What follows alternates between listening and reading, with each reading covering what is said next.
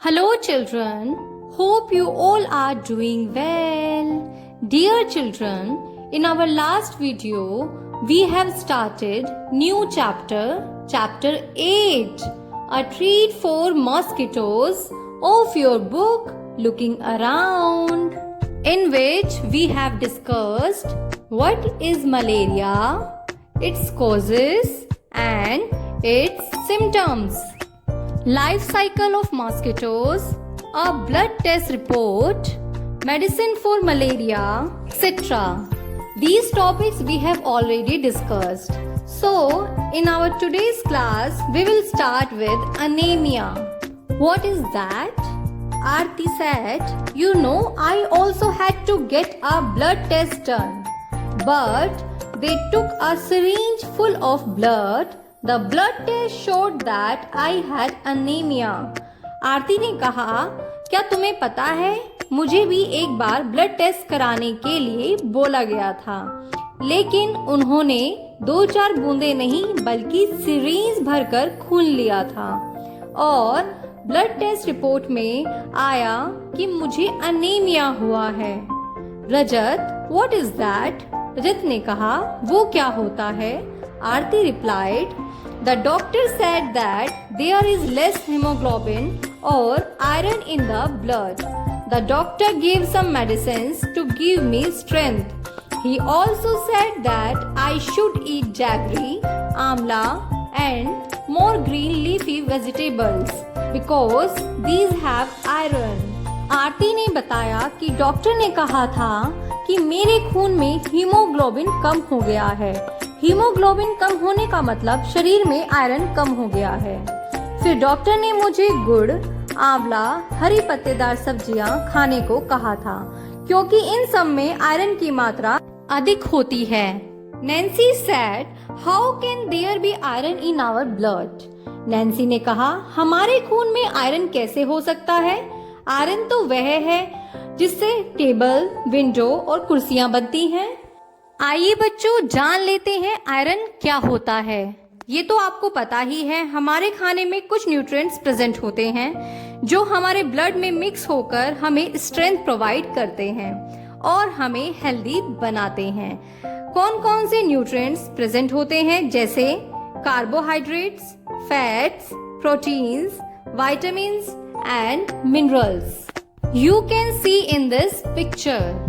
इसमें से carbohydrates and fats हमारे शरीर को एनर्जी प्रोवाइड करते हैं, वहीं प्रोटीन्स हमें हेल्प करते हैं बिल्डिंग बॉडी में, विटामिन्स हमें बीमारियों से बचाते हैं। उसी तरह एक और न्यूट्रिएंट है मिनरल्स, जो हमारे शरीर को हेल्दी बनाते हैं और हमें ताकत देते हैं। उसी तरह का एक मिनरल होता है आयरन। आयरन जैसे ही आयोडीन, मैग्नीशियम एक्सेट्रा और भी कई तरह के मिनरल्स होते हैं हमारे खाने में जो जरूरी हैं, हमारे शरीर के लिए बहुत ज्यादा जरूरी होते हैं। आयरन इन सब में सबसे ज्यादा जरूरी है, क्योंकि ये आयरन हमारे खून में मौजूद रहकर हमें ताकत देता है। और जब हमारे शरीर में आयरन की कमी हो जाती है, इस मिनरल की कमी हो जाती है, तब हमें अनीमिया हो जाता है और उसी आयरन की कमी को हम बोलते हैं anaemia. This is also called deficiency disease. बच्चों, डेफिशिएंसी मीन्स किसी चीज की कमी हो जाना। कमी से बीमारी को कहते हैं डेफिशिएंसी डिसीज। और खून में आयरन की कमी हो जाए तो उस कंडीशन को अनीमिया कहते हैं। Anemia is very common in Delhi school. You can read in this article. 17 November 2007, thousands of children studying in the MCD school in Delhi suffer from anemia. This is affecting both their physical as well as mental health. Due to anemia, children do not grow well and their energy levels are low. बच्चों, जब किसी को anaemia हो जाता है, उसके physical and mental health दोनों ही affect होती हैं। बच्चे ठीक से ग्रो नहीं कर पाते, ठीक से एनर्जी नहीं मिलती है, तो वो खेल भी नहीं सकते, वो ठीक से दौड़ भी नहीं पाते हैं, ठीक से पढ़ाई नहीं कर सकते और हर चीज में थकान महसूस करते हैं। सर दर्द होता है और किसी भी काम को कंसंट्रेशन से नहीं कर पाते।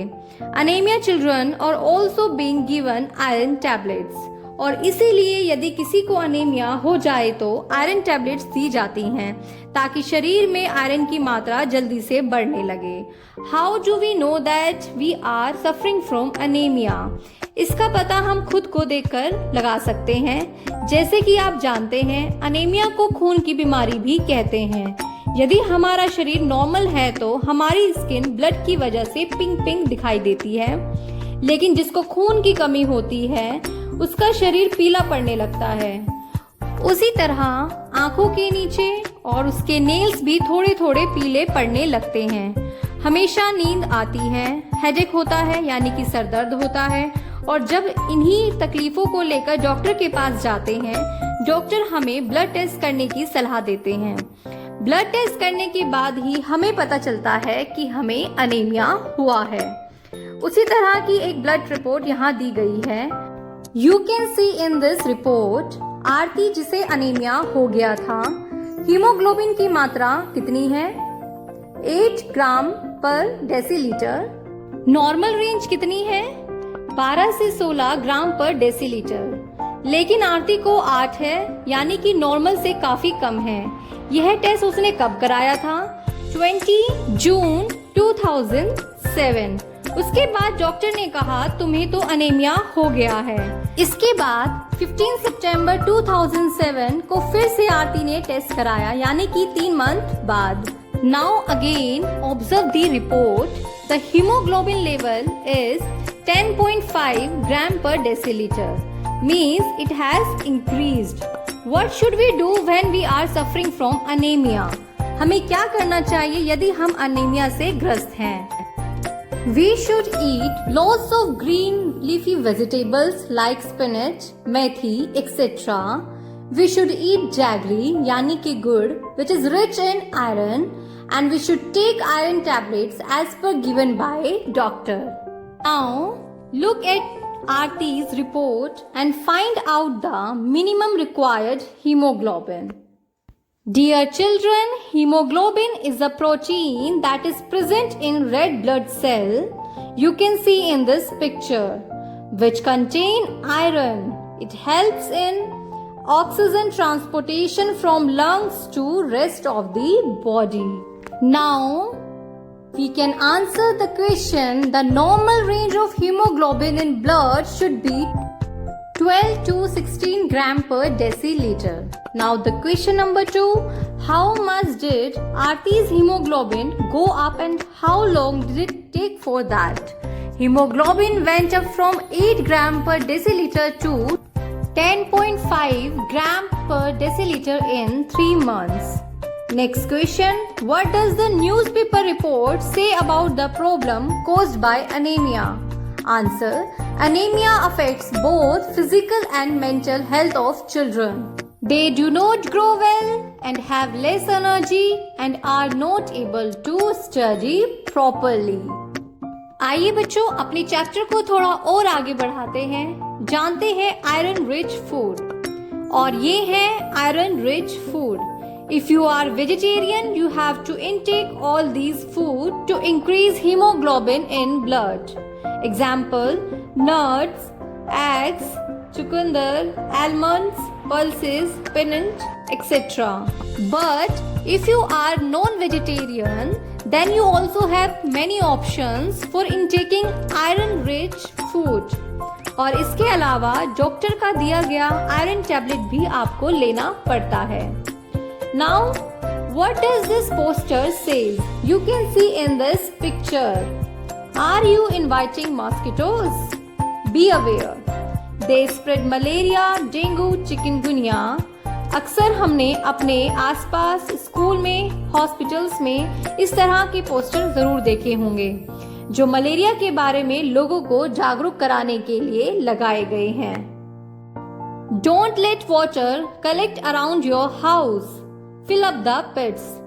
अक्सर उन पोस्टर्स पर कुछ इस तरह की जानकारी लिखी होती है, आप अपने घरों के आसपास गंदा पानी इकट्ठा ना होने दें, गड्ढों को मिट्टी से भर दें, Keep the water pots, coolers and tanks clean. They should be dried every week. और घर में रखे गमले, कूलर्स या फिर टैंक उनको समय समय पर साफ रखें. Put fish in the pond so they eat the mosquito larva. यदि आपके घर के आसपास कोई पोंड है, छोटा तालाब है, तो आप उसमें फिशेस यानी कि मछलियों को छोड़ सकते हैं, क्योंकि मछलियां मॉस्किटो के लार्वा को खा जाती हैं. Use mosquito net to protect yourself. बच्चों, हमें अपने आसपास सफाई बरतनी है, सब कुछ क्लीन रखना है और ड्राई रखना है. पानी को इकट्ठा नहीं होने देना है. Now let's read the conversation between Rajat, Nancy and Jaskirat. Rajat said, the poster says something about larva. What are those? Larva क्या होते हैं? बच्चों, हमने लार्वा के बारे में मॉस्किटो लाइफ साइकिल में पढ़ा था.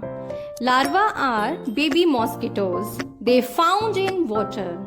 मच्छर जब पानी में अंडे देते हैं तो सबसे पहले अंडे से लार्वा निकलते हैं और लार्वा ही बड़े होकर प्यूपा बनते हैं और प्यूपा से बड़ा मच्छर बन जाता है. यदि हमारे आसपास गंदा पानी जितना ज्यादा इकट्ठा होगा, मच्छर उसमें अंडे देंगे, अंडे से लार्वा बनेंगे और लार्वा से प्यूपा और फिर बहुत सारे मच्छर पैदा हो जाएंगे.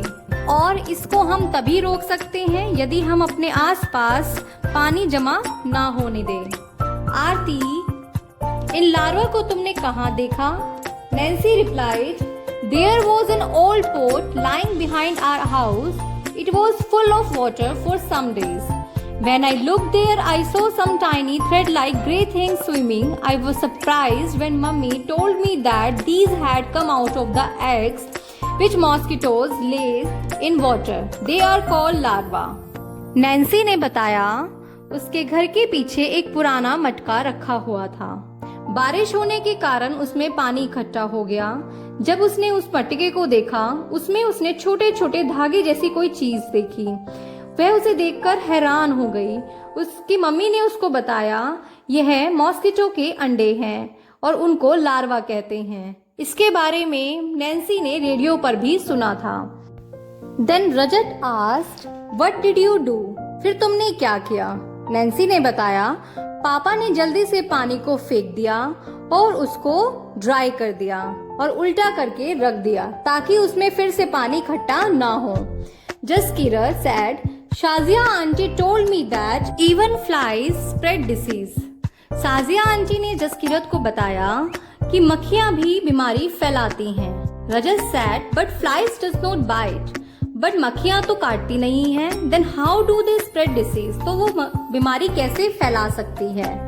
बच्चों, मक्खियां अक्सर गंदी गंदी चीजों पर बैठती हैं और उन गंदी चीजों पर से जर्म्स को शरीर पर चिपका लेती हैं. फिर वही मक्खी हमारे खाने पर बैठती हैं तो उसके शरीर से जर्म्स हमारे शरीर में चले जाते हैं और हम बीमार पड़ जाते हैं. बच्चों, अपने चैप्टर को थोड़ा और आगे बढ़ाते हैं और जानते हैं उन साइंटिस्ट के बारे में जिन्होंने यह बताया कि मच्छर ही मलेरिया फैलाते हैं. A scientist peeps into a mosquito's stomach. This interesting incident took place almost 100 years ago. A scientist found out that mosquitoes spread malaria. Let's read about this discovery in his own word. मच्छर ही malaria फैलाते हैं, इस बात का पता लगाया था scientist Ronald रोज ने. यहाँ तक कि इन्हें खुद भी मलेरिया हो गया था. In December 1902, Ronald Rose got the highest award for his discovery, the Nobel Prize for Medicine.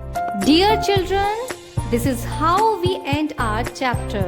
I hope you enjoyed and learned lot of new facts. If you find any difficulty, you can pause the video and watch it again. Thank you.